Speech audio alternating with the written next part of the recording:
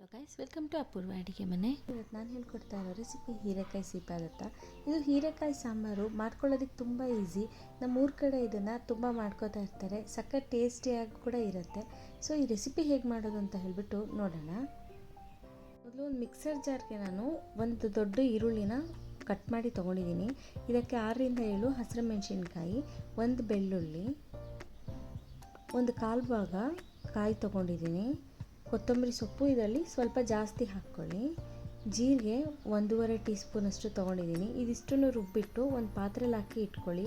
Next ಇದಕ್ಕೆ ರುಚಿಗೆ ಎಷ್ಟು ನೋಡಿಬಿಟ್ಟು ಅಷ್ಟು ಉಪ್ಪು ಹಾಕ್ಕೊಳ್ಳಿ. ನಾವು ಇದೆಲ್ಲದನ್ನು ಒಂದೇ ಸರಿ ಮಿಕ್ಸ್ ಮಾಡಿಬಿಟ್ಟು ಕುದಿಯೋಕೆ ಇಡೋದ್ರಿಂದ ಫಸ್ಟ್ ಎಲ್ಲದೂ ಹಾಕ್ಕೊಂಡು ಮಿಕ್ಸ್ ಮಾಡೋ ತನಕ ನೀವು ಗ್ಯಾಸ್ ಹಚ್ಚೋ ಅವಶ್ಯಕತೆ ಇರೋದಿಲ್ಲ. ಮತ್ತು ಇದಕ್ಕೆ ಯಾವುದೇ ಕಾರಣಕ್ಕೂ ಅರಿಶಿಣದ ಪುಡಿ ನೀವು ಹಾಕಬೇಡಿ. ನೆಕ್ಸ್ಟ್ ಇದಕ್ಕೆ ಒಂದು ಈರುಳ್ಳಿನ ಸ್ವಲ್ಪ ದಪ್ಪ ದಪ್ಪ ಕಟ್ ಮಾಡಿ ತೊಗೊಂಡಿದ್ದೀನಿ. ನೆಕ್ಸ್ಟು ಹೀರೆಕಾಯಿನೂ ಅಷ್ಟೇ ನೋಡಿ, ಇಷ್ಟು ದಪ್ಪ ಕಟ್ ಮಾಡಿಬಿಟ್ಟು ನಾನು ತೊಗೊಂಡಿರೋದು. ಇದರಲ್ಲಿ ಸಣ್ಣಕ್ಕೆ ಕಟ್ ಮಾಡಬೇಡಿ, ಯಾಕೆ ಅಂತಂದರೆ ಕರ್ಗೋಗ್ಬಿಡುತ್ತೆ, ಬಾಯಿಗೆ ಸಿಗೋದಿಲ್ಲ ಹೀರೆಕಾಯಿ. ನೆಕ್ಸ್ಟು ನಾನಿಲ್ಲಿ ಅವರೆಬೇಳೆ ಮತ್ತು ಸ್ವಲ್ಪ ತೊಗರಿಬೇಳೆನ ಎರಡೂ ಮಿಕ್ಸ್ ಮಾಡಿ ತೊಗೊಂಡು ಬೇಯಿಸಿಟ್ಕೊಂಡಿದ್ದೀನಿ. ಅವರೆಬೇಳೆನೇ ಇದಕ್ಕೆ ಹಾಕ್ಕೊಂಡ್ರೆ ತುಂಬ ಟೇಸ್ಟ್ ಬರೋದು. ಬಟ್ ಇಲ್ಲ ಅಂತ ಅಂದರೆ ತೊಗರಿಬೇಳೆನೂ ಕೂಡ ನೀವು ಹಾಕ್ಕೊಂಡು ಮಾಡ್ಕೋಬೋದು, ಪರವಾಗಿಲ್ಲ. ಬೇಳೆನೂ ನಾನಿವಾಗ ಹೀರೆಕಾಯಿ ಜೊತೆ ಮಿಕ್ಸ್ ಮಾಡ್ಕೋತಾ ಇದ್ದೀನಿ. ಇದಕ್ಕೆ ಒಂದು ಲೋಟದಷ್ಟು ನೀರು ಕೂಡ ಹಾಕ್ಕೋತಾ ಇದ್ದೀನಿ.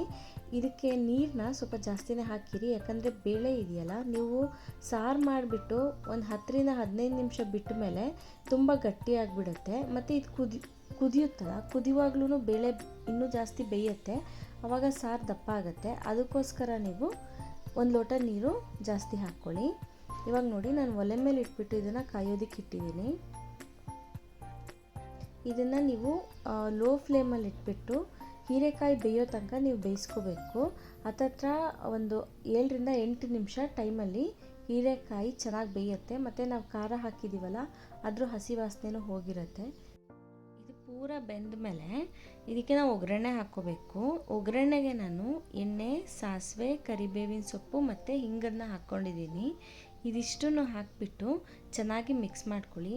ಸಾಂಬಾರು ತುಂಬ ಸಿಂಪಲ್ಲಾಗಿ ಮಾಡ್ಕೊಳ್ಳೋದು, ಮತ್ತು ಟೇಸ್ಟ್ ಕೂಡ ಸಖತ್ ಡಿಫ್ರೆಂಟಾಗಿರುತ್ತೆ. ಮನೆಯಲ್ಲಿ ಇದನ್ನ ಒಂದ್ಸರಿ ಟ್ರೈ ಮಾಡಿ. ಅನ್ನಕ್ಕೆ, ಮುದ್ದೆಗೆ ತುಂಬಾ ಒಳ್ಳೆ ಕಾಂಬಿನೇಷನ್ ಇದು. ನೀವು ಬಿಸಿ ಬಿಸಿ ಅನ್ನದ ಜೊತೆ ಸೀಪಾದತ್ತ ಸಾರು ಹಾಕ್ಕೊಂಡು ತುಪ್ಪ ಹಾಕ್ಕೊಂಡು ಇದನ್ನು ಸರ್ವ್ ಮಾಡಿ, ತುಂಬ ಟೇಸ್ಟಿಯಾಗಿರುತ್ತೆ. ಇದೇ ಥರ ಸಿಂಪಲ್ಲಾಗಿ ಮಾಡೋ ಅಂಥ ಸಾಂಬಾರುಗಳನ್ನ ನನ್ನ ಚಾನಲಲ್ಲಿ ನಾವು ಅಪ್ಲೋಡ್ ಮಾಡ್ತಾ ಇರ್ತೀನಿ. ಈ ಸಾಂಬಾರನ್ನ ನಿಮ್ಮ ಮನೇಲಿ ಯಾವತ್ತಾದರೂ ಟ್ರೈ ಮಾಡಿದ್ದೀರಾ ಅಂದ್ಬಿಟ್ಟು ನನಗೆ ಕಮೆಂಟ್ ಸೆಕ್ಷನಲ್ಲಿ ಕಮೆಂಟ್ ಹಾಕಿ. ಸೊ ಇವತ್ತು ನಾನು ಮಾಡಿದ್ದ ರೆಸಿಪಿ ನಿಮಗೆಲ್ಲ ಇಷ್ಟ ಆಗಿದೆ ಅಂತ ಅಂದ್ಕೊಂಡಿದ್ದೀನಿ. ಇಷ್ಟ ಆಗಿದರೆ ನನ್ನ ಚಾನಲ್ಗೆ ಸಬ್ಸ್ಕ್ರೈಬ್ ಆಗಿ, ಹಾಗೆ ಲೈಕ್ ಮತ್ತು ಕಮೆಂಟ್ ಮಾಡೋದನ್ನು ಮರಿಬೇಡಿ. Thank you for watching this video.